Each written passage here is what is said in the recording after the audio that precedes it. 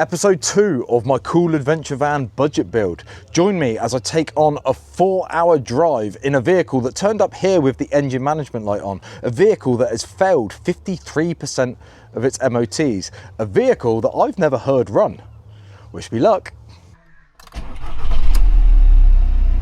Not sure why I considered that might not start up first time. I've been assured that under its slightly fragile exterior that this thing has got good bones. Now, we are setting off. We have about 3.5 hours, plus any kind of coffee stops.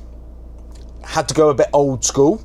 We have the infotainment system just sat there because that has not got a sat nav. And that works well for me for 2 reasons, because should the engine management light come on, I won't see it.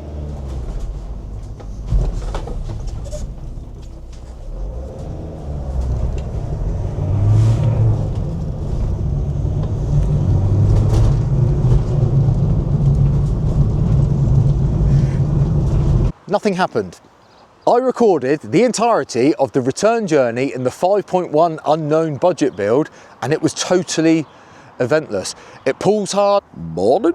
It brakes on a dime, the air conditioning works, no noises, it goes into every gear, totally eventless. Now, if I was a decent YouTuber, perhaps I would have created some drama, some sensationalism. Perhaps I'm just not a decent YouTuber. If you appreciate the fact that I didn't manipulate that situation, do consider subscribing. On your way through the subscribe button, you will find my associated partners. If you're doing a similar kind of budget build, you will find some discount codes where you'll get some money off. This is a budget build. I'm just about to explain to you the rules, and I'm also going to go through some of the snotty comments that I've had from people saying that this cannot possibly be a budget build. Before we go through the rules of the budget build, let's circle back and try to explain why I do in fact think that this got me all the way home totally eventlessly. In fact, the only part of this van that let me down on the way home was in fact the radio. One person noticed this in the first episode of the budget build, and that is this wing mirror is totally different. This is a pre-facelift T5 wing mirror. One person noticed that. The appearance is one thing, but in fact I've learned that the radio aerial is within the wing mirror. So if this has been smashed off in the past and replaced with this, it no longer has any kind of antenna. So I was stuck with static for a 4-hour drive. That burned my head out, stopped at a garage, bought some headphones, and the world was good again.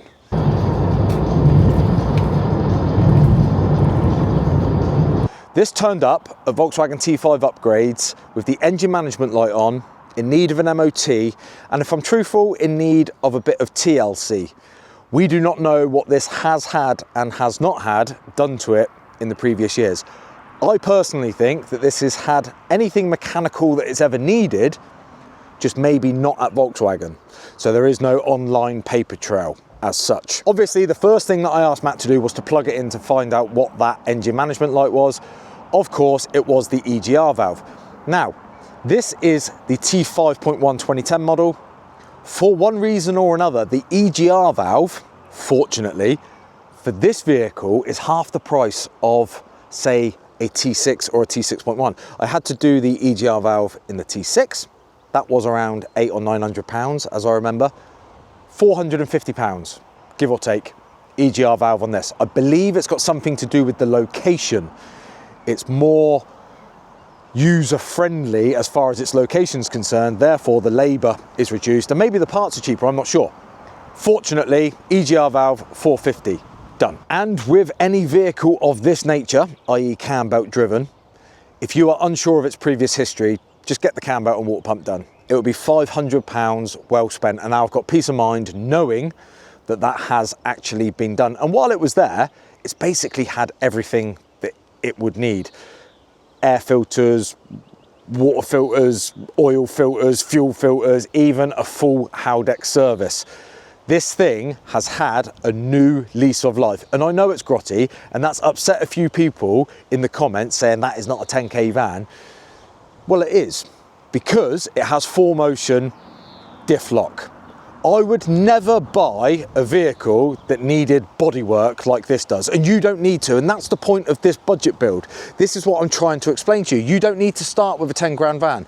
Ignore the fact that this has got 4Motion and diff lock, because that narrative is only suitable for once this van is built, because I want to go bump this van up some lanes and, truthfully, abuse it. That's what I want to do. Yours needn't be all of those things. You could pick up a straighter van that's probably got a few modifications to start with for a lot less. 4 grand. Just because I've started with a 10 grand van doesn't mean you have to. I don't know how I can explain this any differently. You can follow from here on out and build a similar van. Yours just might not be 4Motion diff lock. The 10K price tag that has is irrelevant to the budget build. It's not about the base van. So much so that I'm going to get the bodywork straightened out and sorted out, and I'm not going to put that on the price. I am not going to talk about that, because you could buy a straighter van for a lot less money. But when you filter your search criteria to 4Motion diff lock, you will get like 1 or 2 options.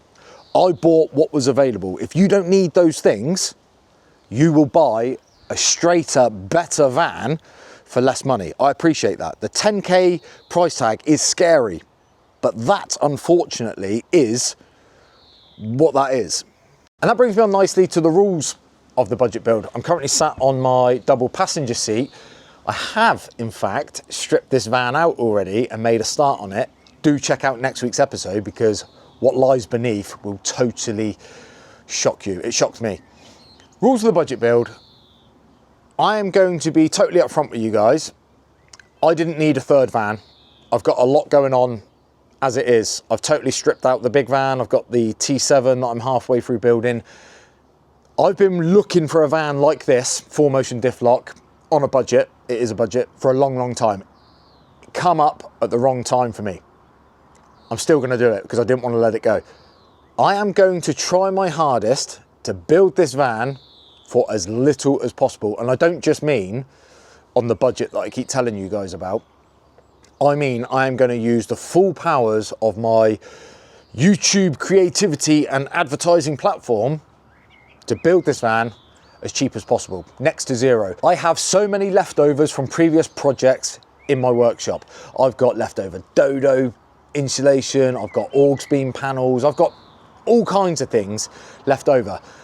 Now, not everyone watching this, or many people watching this, are YouTubers that can reach out to companies and say, would you like to work with me? I appreciate that. So, this is where the rules come into it. If, for example, I was sent a power bank, do not fear. I made you guys a promise. I will never show you a power bank on this channel ever again. I'm sticking to it. But, for example, if I was going to power this camper conversion on a power bank, and that was gifted to me by a company that produces power banks, I don't even want to say a single company. If that product was £900 to buy, that would get put on the price of this build. Just because it was gifted or highly discounted to me as a YouTuber, you can't do that. So the £900 will get put on the price. If I can offer you a code to get money off of that product, that will get taken into account. So for argument's sake, if it was UAO 10 and you got 10% off that, that £900 becomes £810 because that is attainable for you guys. Once again, I would like to reinforce, this is not going to be powered by a power bank. It's just a fine example of what, as a YouTuber, you get offered quite a lot of. So I'm not going to just accept loads of different things just needlessly because I can then build it for free. I'm going to pick and choose any kind of leftovers that I do have, like a box of Dodo mat, just because it's left over from a previous project. I will still put that on the price of this build. I am building this van out of leftovers that I've got because that makes perfect sense to do so. I've got 3 projects going on at the moment. I can't bankroll another project, but anything or anyone that I work with, the price will be put on to the entire build price. Like I said previously, I'm not going to add the price. I'll bring you along on the journey, but I'm not going to add the price of any kind of bodywork and things like that, because once again, I wouldn't advise you guys, unless you like to tinker with filler and paint, I wouldn't advise you guys to buy a van that was in need of this much bodywork, because the price can get out of control. Remember, the narrative of this van is the full motion diff lock. There's not loads to choose from. So that's the rules. As far as a budget is concerned, I think in my head I'm with £7,000. £7,000 to turn this into a camper van. A full off-grid camper van that has a bit of UAO attitude, not just batten wood and pallets and things like that. This is going to be a full adventure van, and I'm going to try to do it on a £7,000 budget. I appreciate that £7,000 is a lot of money, don't get me wrong.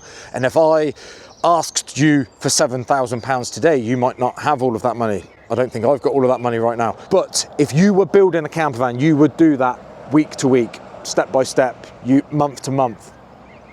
Just the fact that I'm going to build it quite quickly is kind of irrelevant. Remember, nowadays, £7,000 doesn't actually buy you a lot. A Clayton, which I would love to put in that, would be half of that budget because it's so badass.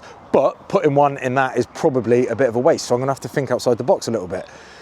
That's the point. A full van conversion for £7,000 is my aim. If you did buy your base vehicle for £3,000, that's about 10 grand for a full van with a bit of attitude. I think that's within a budget. Do you agree? Drop it in the comments. Is that too much?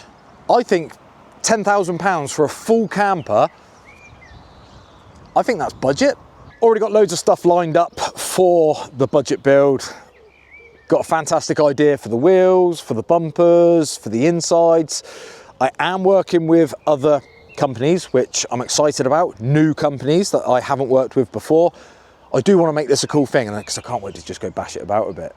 It is so cool. I love this thing. Where are your views on Raptor paint, guys, by the way? Because if I looked at a 15-year-old van that was Raptored, I would just assume that it's got dog bodywork and the Raptor was a bit of a get out of jail free card. So I don't know whether or not to get it straight enough and then Raptor it, or to keep it in the indium grey, because then people or the next person buying it wouldn't be fearful that it's a bit grotty. I don't know. I don't know where I'm at with that, but I can't wait for this build. Do consider subscribing. Check out the links below, because you could save yourself a packet in all kinds of different places. And I'll see you next Tuesday.